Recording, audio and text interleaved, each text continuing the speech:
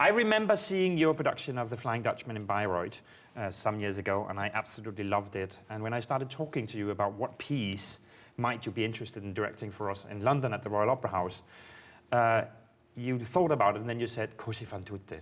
And you know, since I had seen The Flying Dutchman, it was maybe not exactly where I was, but you were so passionate and so convinced that this was for sure the opera you really wanted to do. Why? Because I'm simply in love with the Da Ponte Mozart operas, because you just get to observe yourself and just get smart about who you are and about life, and about it's just enriching personally, really, to occupy oneself with that. And yeah, I had done Le Nozze di Figaro. It actually was a start of my career as an opera director, and I just wanted to come back to the Da Ponte operas.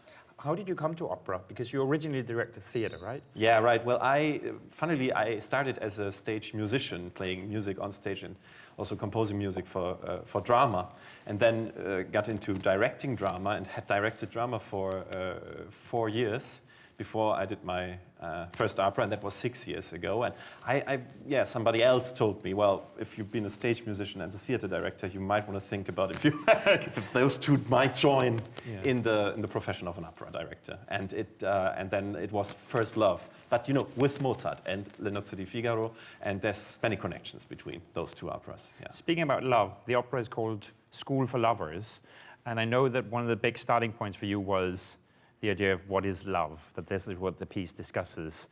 What's your take on the opera?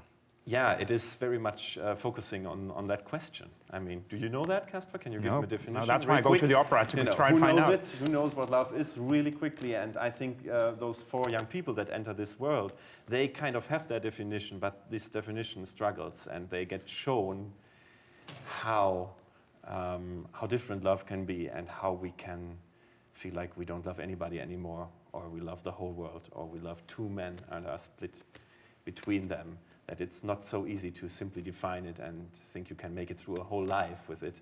They're shown it within only 1 day. As Fiordilici says, how can a heart change so quickly within 1 day?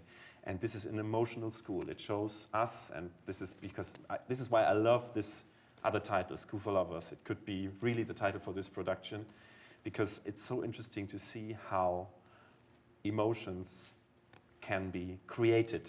I mean, this sounds just like what we're doing all the time, but this is in the theater, creating emotions. But this is also what's been done in the play, because there's a play in the play.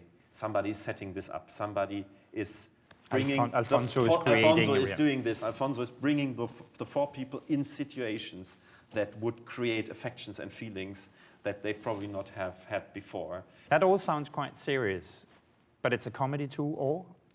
Comedy is the best way of looking at something serious. Right.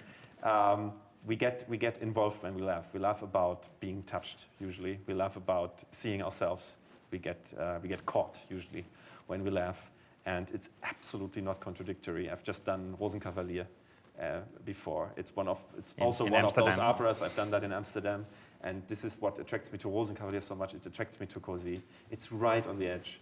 It's, am I supposed to laugh or am I supposed to cry? Is this real? Is it staged? Is it both? Could it be staged and real at the same time? Which is in our time and age, as we talked about before, we all play with identity now, and through social media, and you know, so it's a very contemporary question. Yes, and also we live in a world of opportunities. I think we constantly, there's an opportunity pressure. I feel that in my generation a lot. Fear of missing out. Absolutely, and you're constantly shown you're missing something. This is also how they keep you know, buying and being a consumer, I think, you know. And this is a very human conflict. This is right in the heart of this play, like, am I going to carry on? Am I going to stick to what I've built up? Or am I going to explore myself, reinvent myself? And I think what we can learn, if this is really a school where we can learn from, sounds naive, but I think it is. It is that we have these both sides in us. And we succeed. There was Sarah mentioned this term of forgiveness, you know. I mean, in the end, all the 4 lovers stand there and they are exposed. They are naked. Not really naked, don't worry. But they no warnings this time, no naked. No, we don't need to show this. This is also something I tend to say. This piece is about love. It's not about sex. sex is an aspect of love. I suspect when the audience heard the singers say this is a contemporary production, maybe some people then imagine, oh, it's going to be everyday life, it's going to be like my own life or like television or on the street, this is reality today, and it's just going to be everyday life. But actually, when I look at your production, it's everything but, because we get invited into a world of theater. It's very spectacular and strange. It's almost a David Lynch movie sometimes. It's a strange world we see on stage, and yet very...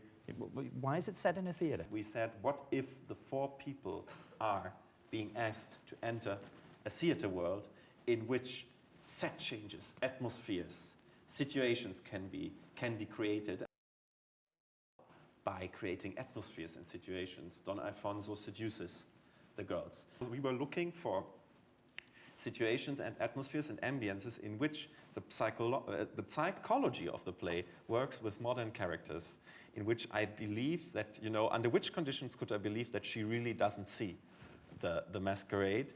And we just found something which would allow us to hold on to the story, because the story is timeless and thrilling and substantial, and still, have this sort of, own world. When you do a production like Così, I sometimes feel like you work so hard on this work for years and years, and of course you can never get to the bottom of it.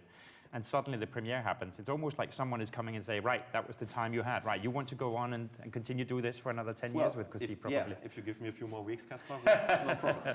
I'd be happy. No, I mean, we're working to that deadline. The curtain goes up. The curtain goes up, and this is how it is. And we've been preparing for over for over 2 years actually. But it's a piece like this. You can never completely, you're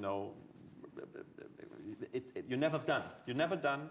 But this is what theater is about. It's about living in the moment and creating genuinely in that one moment, and it will be created newly every night. Thank you so much, Jan Philipp, for joining us tonight.